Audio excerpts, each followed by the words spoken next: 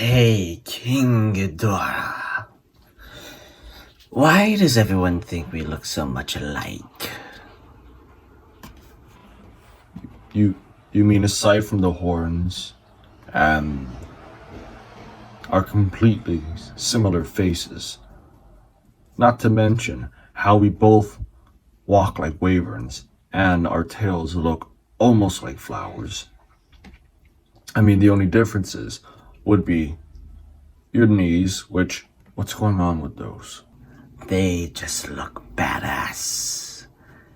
And I think I got them from a past incarnation. And then your back looks very spiky compared to mine. And then you have hands compared to my hooks on my wings. So I really don't know why people think we look so similar. Me too. Very good. It looks like the two of you know each other already. And now that I have both of you here, the work can begin. How's it, kaiju fans, Godzilla fans, collectors, and general people of YouTube? This is Chantzilla 1964 coming back to you with another review. And earlier than expected, we are reviewing the Godzilla the Ride King Ghidorah. So the second set of figures came in yesterday, which was about a day after the first set of figures came in, the one with the factory defect. Because if you see now, this one that I have has the beak for the nose, and his teeth are not flimsy, or they don't seem like they're falling off on this one. So now we can do an actual review for this guy. Starting off with detail.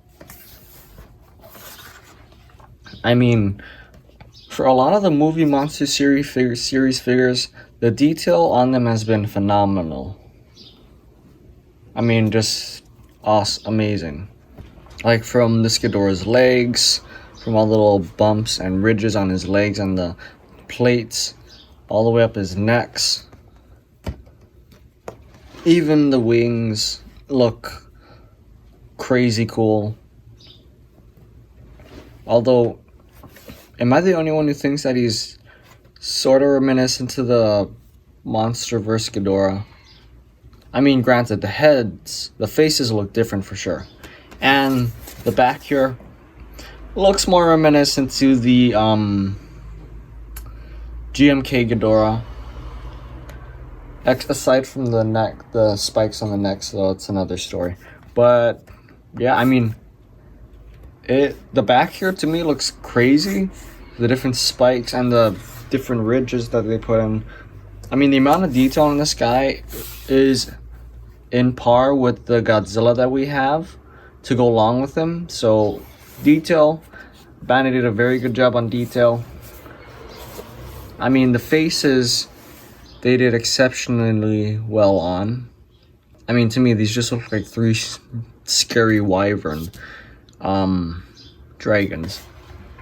But I mean, it's Ghidorah though. I mean, I especially like how the eyes were done, because if we look closely for the eyes on this, they're actually sculpted in on this figure.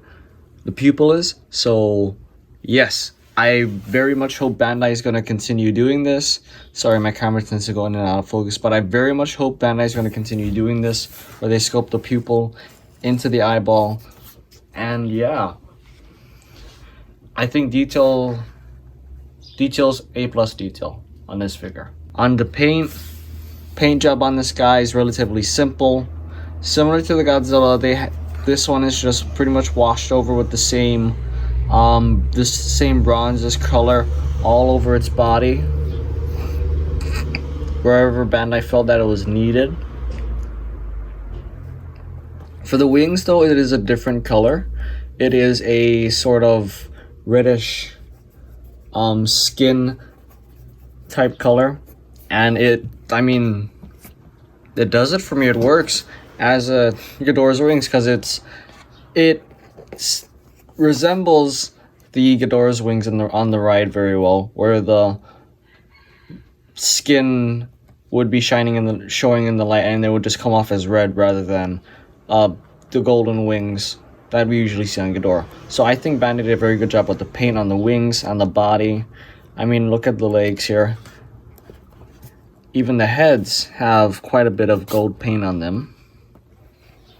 And the eyes are colored in this sort of reddish bronze color, which to me it looks very nice because it looks like it gives Ghidorah a more creepy vibe, which I like, even though this Ghidorah was not very well flushed out in the ride. But I mean, it's not like it was a movie, so what are we gonna expect? The teeth were not necessarily painted on this Ghidorah, sadly, but the inside of the mouth was, which was, thankfully, the inside of the mouth was painted. Although I might be mistaken because the teeth on the top of this one, if my camera will just focus, look like they are painted with that bronze color, but it could just be wash over because all of the other heads do not have paint on their teeth. It's just the final color, which is totally fine by me. One other piece of paint that I forgot were the nails or the claws on Ghidorah. All of them were painted, maybe except for this back one, but that's to be expected. But the fact that they even painted these ones is very, very greatly appreciated. So, A+ job on paint as well, similar to the Godzilla one, which I know for the Godzilla review I tended to drag a lot, so I'm gonna just kind of speed through this as best as I can. On to articulation. I originally thought this Ghidorah had no articulation at all, but I stand corrected by Bandai, because he has two parts of articulation. One here and one here. So good on you, Bandai, for finally adding some articulation. Can I ask one thing though? If you're gonna put articulation, can you one day articulate Ghidorah's 3 heads? Because that would be really nice to have. But even still, the fact that you guys put articulation in this figure, thank you. Finally, we have a Ghidorah figure with articulation again. Unlike the we had that one with the last 4D Ghidorah, which was the Shin Ghidorah. But my main gripe is with the 2019 Godzilla versus the Godzilla King of the Monsters Ghidorah figure that they did. No articulation, terrible paint job. I mean, that figure was a mess all on its own, and it keeps falling over. So, yeah. But for this Ghidorah, I really like this one. I really like this Ghidorah figure. I think Bandai did a good job with it, honestly. And scaling, I mean, we did the same scaling comparison last video with Godzilla, so I'll bring him out again. Like I said in the last video, I think the scaling for these two work perfectly. If Ghidorah's heads were a little more risen up or longer even, I think the scaling would be perfect. But body-wise and I mean play-wise, the scaling works because most of the time Ghidorah's flying in the right, so we can't necessarily see how tall he is. But I mean, in my opinion, Ghidorah could be a little taller, but that's with all Ghidorahs. But for play value, I think this Ghidorah does the job scaling-wise. So, yeah. And then just for funsies, let's bring out the 1964 Godzilla figure. Yeah, I think this does it for me for scaling. For the 1964 figure, I wish that I mean, for me, back in the Showa series, Ghidorah towers over Godzilla, so to me, this doesn't really do it for me. But like I said, with the other Godzilla figure that it comes paired up with, Not that you have to buy them separately, but you know, the other Godzilla that goes along with it, rather, it works nicely with. Whereas with the 64 one, where you expect the door to be towering over him, doesn't really do it for me, but that's okay. Okay, so question of the day. Do I recommend you guys add this figure to your collection? Yes, I do. Especially if you're going to pick up the Godzilla figure from Godzilla the Ride, you must have this King Ghidorah figure to go along with it.